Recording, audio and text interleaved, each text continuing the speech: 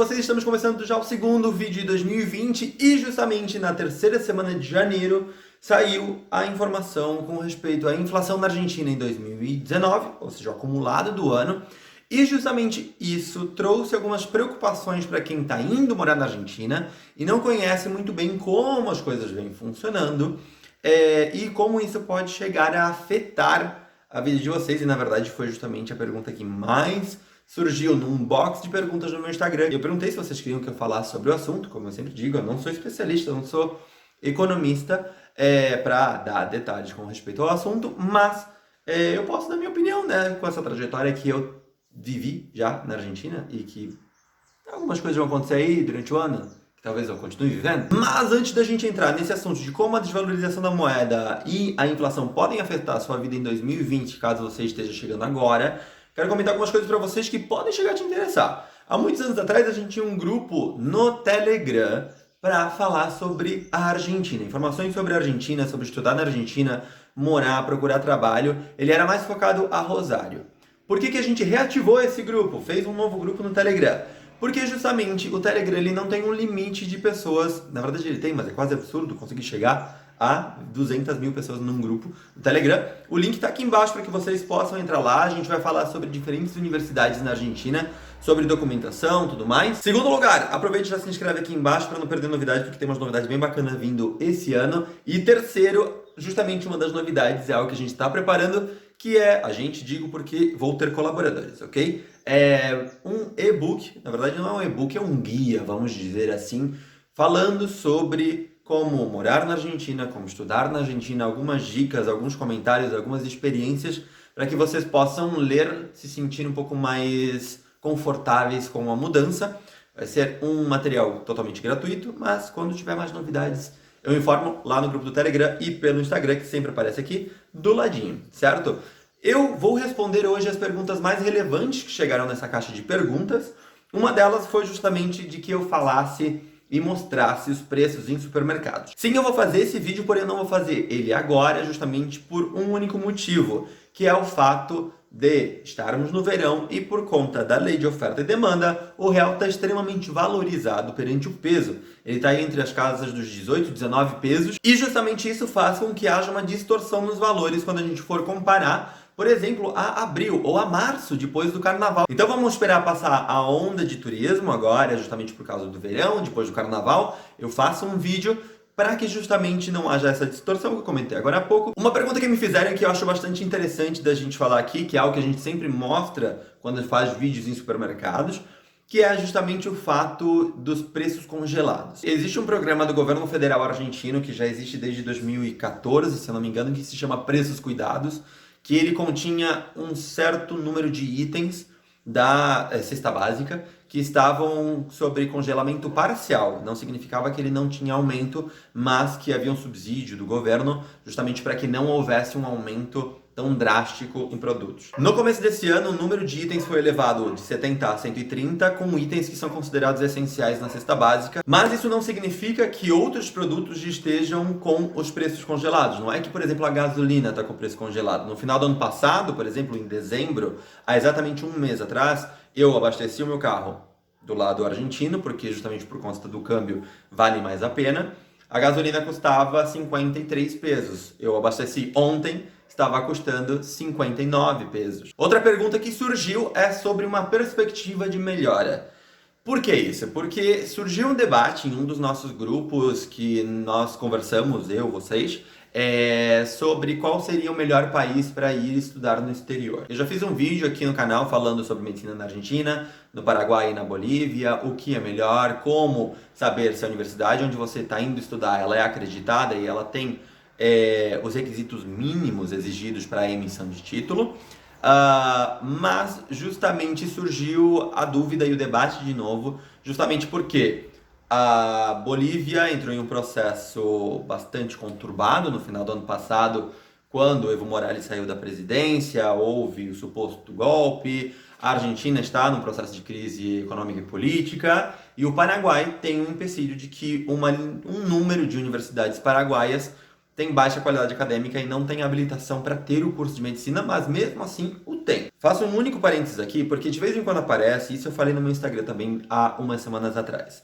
Sempre aparece um brasileiro que não tem interesse nenhum em estudar no exterior, ou que é estudante de medicina do Brasil, ou que é simplesmente uma pessoa que quer vir criticar, que aparece nos vídeos falando de que se a gente não quer ter trabalho, então que a gente não estude no exterior. Acredito eu que a partir do momento que uma pessoa se dispõe a analisar todas as opções que ela tem sobre fazer medicina, por exemplo, medicina, que é o caso que a gente geralmente debate aqui, no Brasil, não consegue, faz 3, 4 anos de cursinho, não consegue passar no vestibular, nem em pública nem em privada, ou nas privadas consegue passar, mas não tem condições de pagar, e aí ela consegue procurar alternativas de qualidade acadêmica para se formar e ter o título que ela quer ter e depois correr atrás, já com seu título na mão, já obtida a sua formação, para poder atuar aonde ela quiser atuar, isso é problema dela, certo? A gente pode sim falar sobre como está sendo debatido o Revalida, quais são os empecilhos, quais são as novidades, quais são os benefícios dos novos processos, e não corresponde a você que vem simplesmente criticar, falar alguma coisa. Justamente se analisou qual era a perspectiva de melhora para essas opções, e justamente a Argentina a gente tem que entender que ela vem nesse processo há bastante tempo. Tanto é que o FMI, o Fundo Monetário Internacional, que fez um empréstimo de 100 bilhões de dólares para a Argentina durante o governo Macri, e que teoricamente por agora deveria começar a pagar esse empréstimo, sinalizou positivamente como vem o processo na Argentina. Tudo bem que outras companhias que analisam internacionalmente a questão econômica na Argentina não veem tão positivo assim e veem algo negativo. Tanto que o próprio Banco Central argentino estima que haverá uma retração da economia esse ano e um crescimento singelo a partir do ano que vem. Digo isso porque, como eu disse, ninguém aqui é especialista no assunto e, obviamente, muitas coisas vão alterando. Tanto é que a estimativa no ano passado era que a inflação fechasse em 36%, fechou em 58%, a maior da história da Argentina depois da redemocratização, se eu não me engano.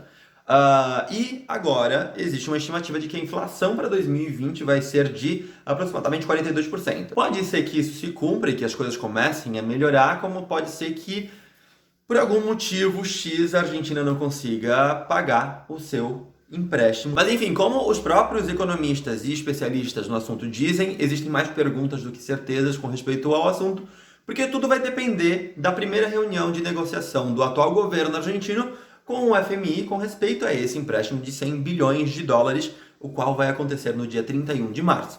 Se for uma resposta positiva, show. Se for uma resposta negativa, talvez haja alguma movimentação aí também na questão de divisas, ou seja, no câmbio da moeda americana, do dólar, e que vai puxar, obviamente, o euro, o real, enfim. Uma pergunta me chama muita atenção, porque é, obviamente, o grande discurso que passa pelo Brasil, que é a Argentina se tornaria uma nova Venezuela, por conta do processo de crise, por conta da ideologia política do partido que assumiu o governo no dia 10 de dezembro do ano passado. A Argentina não é a maior reserva de petróleo da América Latina e uma das maiores do mundo, como é a Venezuela, certo? E dos interesses internacionais justamente por conta dessas reservas. A gente não tem um processo autoritário na Argentina como acontece hoje na Venezuela, e a gente não tem um processo tão violento, não só na questão física, mas como social, como acontece na Venezuela nos dias de hoje, pelo que mostram os meios internacionais. Esse comentário é muito vinculado ao grande debate político que a gente teve no Brasil nas eleições de 2018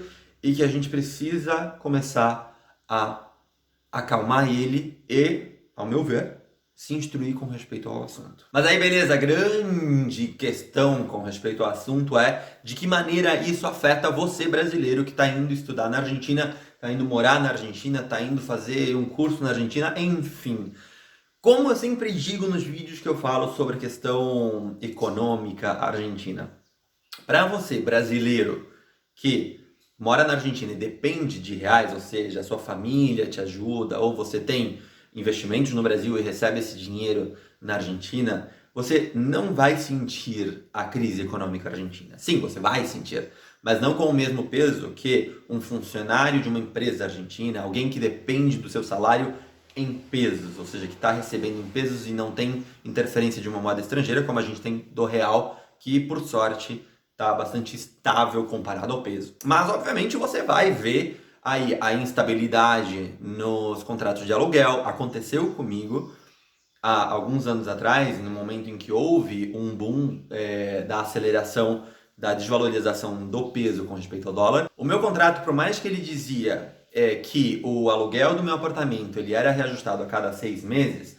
eu tinha uma cláusula que o proprietário poderia renegociar isso antes do fechamento desses 6 meses. Porque justamente o valor real do aluguel que eu estava pagando estava se desvalorizando demais com relação ao valor inicial. Porque por mais que os contratos sejam feitos em peso, meio que existe uma ideia e uma conversa de que o valor é referente a tanto em dólares. A economia argentina é muito dolarizada, tanto que se você for em um supermercado das grandes cidades da Argentina, você tem a possibilidade de pagar suas compras em dólar, vai ter um cartazinho lá com respeito aos valores em dólar. E isso pode ser visto agora, pode ter acontecido no ano passado, pode acontecer agora, pode ser que não, tudo vai depender do contrato que você tiver, tudo vai depender do proprietário do imóvel, tudo vai depender de uma série de fatores justamente vinculadas ao seu contrato. Por isso que muita gente acaba se assustando quando vê que, por exemplo, se você faz um contrato de 2 anos com a cláusula de que o reajuste vai acontecer uma vez por ano, por exemplo. Muita gente se assusta quando vê lá 30% de reajuste. Ok, é uma porcentagem alta, mas você já parou para pensar quando, por exemplo, o seu contrato está fechando um ano e você vai reajustar, quanto que ele estava valendo no seu aluguel num primeiro mês do seu contrato? Eu sei que é uma conta muito difícil da gente fazer, porque quando a gente pensa nos reajustes, a gente pensa no último mês do valor prévio e no primeiro mês do novo valor. E aí sim existe uma grande diferença. Mas se a gente for parar para analisar o primeiro mês de contrato do primeiro ano do seu aluguel e o primeiro mês do segundo ano de contrato, muito provavelmente em real, esse valor não vai ter uma diferença muito grande, quem sabe até menos. E isso a gente já falou em outros aspectos com respeito à Argentina, como, por exemplo, os reajustes de valores de mensalidade. Porque se a gente for analisar, por exemplo, o valor da mensalidade da Barceló do semestre passado, ou seja, segundo semestre de 2019, quando ele entrou em vigor, com o atual do primeiro semestre de 2020, ele tem agora, ainda em real, um valor mais baixo do que quando ele entrou em vigor no ano passado. Às vezes isso pode parecer meio difícil de entender, mas sempre é importante, isso eu falei para alguns assessorados essa semana. É sempre importante você pegar, quando você começa a faculdade, ou quando você começa um contrato de aluguel, ou quando você começa qualquer coisa que vai depender de um valor que é reajustado a cada tanto, deixa anotado em algum lugar. Por exemplo, eu aluguei um apartamento em Rosário, por exemplo. Esse meu aluguel custa 15 mil pesos no meu apartamento hoje. 15 mil pesos no meu apartamento hoje está valendo aproximadamente R$ 800, por exemplo. Não lembro exatamente a taxa do câmbio hoje. Mas coloca em algum lugar, na sua agenda, no seu celular, em algum lugar. Coloca lá, dia tal, primeiro mês do aluguel, vai valer tanto em real. E quando for reajustado, faz a tarefinha de ir lá e olhar, para que você não surte por conta disso. Obviamente, a gente sempre quer economizar, mas às vezes a gente tem que também entender o outro lado da moeda. E não é só isso também, a gente tem que entender de que por mais que a gente está recebendo em real e a gente não está sentindo a desvalorização da moeda no nosso salário, por assim dizer, mas sim você vai notar que os preços dos produtos no supermercado vão aumentar, além, obviamente, do seu contrato, como eu falei agora. Se você for fazer faculdade particular, você vai ver um reajuste a cada 6 meses ou a cada 1 ano. Você vai notar que o preço da gasolina vai aumentar e isso vai afetar justamente a população que está ali.